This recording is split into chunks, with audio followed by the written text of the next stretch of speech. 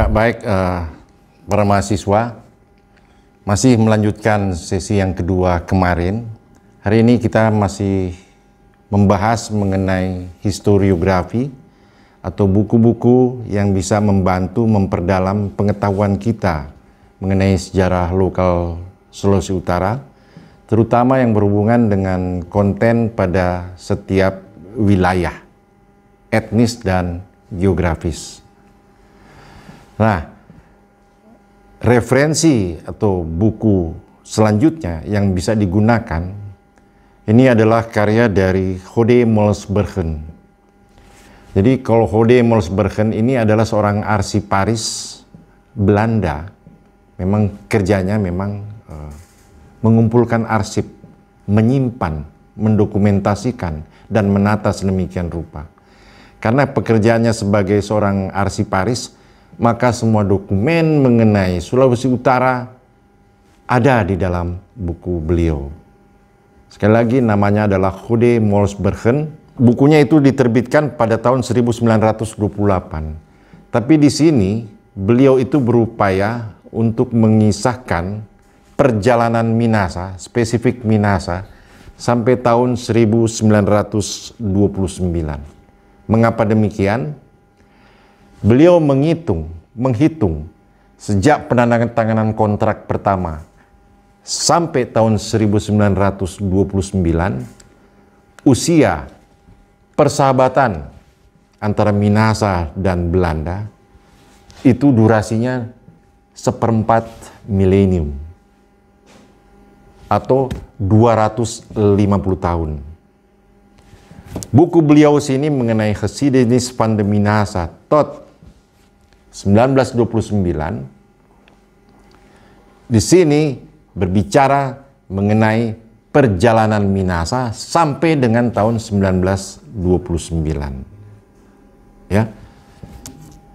250 tahun hubungan antara Minasa dengan Belanda sejak penandatanganan kontrak 1679 sampai 1929. 1929.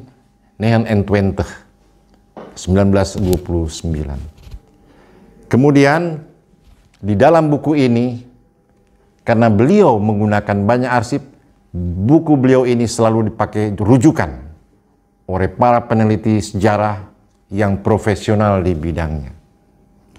Tapi selain itu, ada juga buku karya Nicholas Hraflan. Buku karya Nicholas Hraflan ini selalu dijadikan rujukan oleh para penulis sejarah, bahkan sampai kondisi yang terakhir sekarang. Buku beliau ini terbitan berikutnya sebetulnya 1898, tapi buku yang pertama itu sudah terbit jauh sebelumnya. Ini juga Hraflan sebagai seorang pendeta penginjil banyak berbicara mengenai perjalanan sejarah Minasa, terutama atas apa yang dilihat secara langsung. Bagaimana beliau menggambarkan kondisi sosial, ekonomi, termasuk kondisi politik pada zamannya. Persoalan lingkungan juga seperti itu. Apa yang dilihat, beliau catatkan, beliau tuliskan. Sehingga bukunya memang cukup banyak memuat informasi kalau dilihat berdasarkan ketebalannya. Ada juga buku kayak Ben Lalompoh, ini mengenai fisik dan sedikit sejarah mengenai Talaut. Ada juga karya dari Lamp, itu khusus mengenai Minasa, apa yang dijumpai oleh beliau di wilayah sana. Kemudian disertasi dari Profesor Lapian, ini pertama itu keluar pada tahun 1987, itu tentang orang laut, bajak laut, dan raja laut. Beliau menggambarkan bagaimana konstelasi di perairan Sulawesi bagian utara, itu pada abad ke-19. Jadi bagaimana sebetulnya jaringan pelayaran pada durasi tersebut. Meskipun secara spesifik menyatakan kondisi pada abad 19, tapi lingkup yang lebih lampau beliau turunkan juga di dalam disertasinya ini. Syukur sekarang disertasinya sudah diterbitkan sehingga lebih mudah kita bisa mengakses dari karya beliau ini.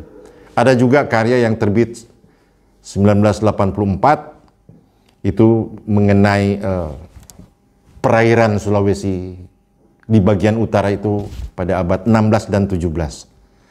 Memang sangat luar biasa karya dari beliau ini karena di tengah-tengah minimnya sumber yang bisa berbicara atau mengupas atau memberikan informasi mengenai konstelasi yang terjadi pada abad 16 dan 17, beliau menuliskan artikelnya di majalah Prisma. Tapi selain itu ada juga kayak Robertus Patbruge. Beliau ini adalah gubernur jenderal yang berkedudukan di Ternate yang melakukan perjalanan ke wilayah sini dan kemudian memberikan catatan-catatan atas temuan-temuan yang beliau lihat secara langsung. Tapi peran beliau sebetulnya yang sangat luar biasa adalah ketika beliau menciptakan kondisi yang secara politik kemudian bisa memaksakan dalam tanda petik raja-raja yang ada di Kepulauan Jazirah Utara ini kemudian menandatangani kontrak-kontrak perjanjian, sehingga dengan demikian eksistensi dari kolonialisme Belanda untuk selanjutnya memperoleh pijakan yang cukup kuat.